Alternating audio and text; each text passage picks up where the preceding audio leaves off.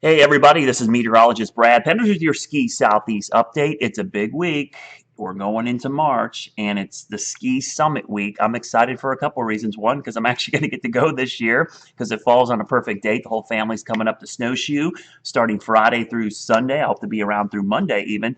And we've got some exciting weather to talk about though. Right now, let's be honest, it's not great weather because we've got some real mild weather. Here's the surface pattern tonight as I'm recording this, and you can see going into tomorrow, really warm pattern for Wednesday with severe storms. So please be safe in the southeast. These are going to be strong and severe storms, really gusty winds, especially in the mountains. So everybody at the resorts, be really careful. Even outside of these thunderstorms, we could see wind gusts up to 60, 70, even 80 miles an hour. These are going to be really strong winds moving through with this system. But here's the good news.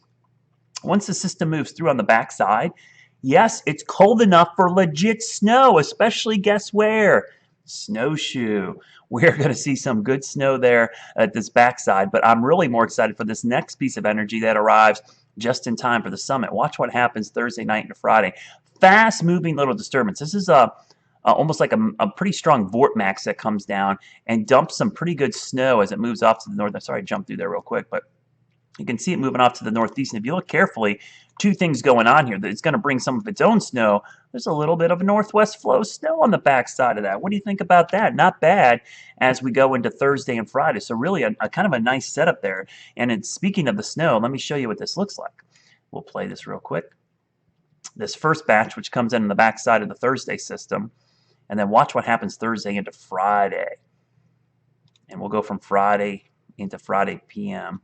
And let me zoom in up there. Look at that. That's actually not half bad. Nice little line of snow here, maybe in the 4 to 5, 6 inch amount. We'd love to get these higher amounts down towards Snowshoe, but even down towards Winter Place. I know Wisp, I think, is closed right now. We'll see if we can get this thing back open, but this is going to be a good little burst of snow. Especially Thursday into Friday. And depending on where this northwest flow band sets up, if you look carefully, you can kind of see there's going to be a band coming off the Great Lakes here, somewhere in here or somewhere in here. And if this gets oriented more down towards Pocahontas County, we might end up with more decent snow in and around the Snowshoe area. So something to keep an eye on for late this week. As far as cold enough temperatures for snowmaking, no dice today, no dice really most of Wednesday. But by Thursday morning, it gets cold enough that snowmaking operations could pick back up. And then going into Thursday night and Friday, it looks like we could see that again. Looking long range, are we completely done with the winter weather? I don't know. It's kind of an interesting pattern. March, as you heard me say before, is a crazy month. We can get everything. Severe weather, snow, and 80-degree weather, sometimes all in the same week. And that's just the way March is, to be honest with you. And looking at the pattern in March, it is living up to that billing, because you can see we get bouts of warm weather going into next week. It looks like another big warm up during the week.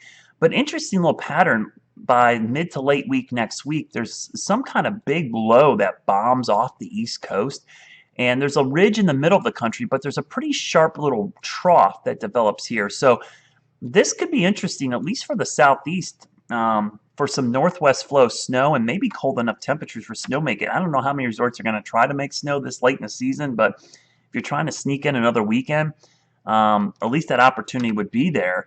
And whatever this thing ends up being could be interesting. If this is further south or it's got some good energy on the backside, it could end up producing some decent snow of its own. And you can see it stays pretty cold into next weekend. So that's a time period to watch after the warm up early in the week.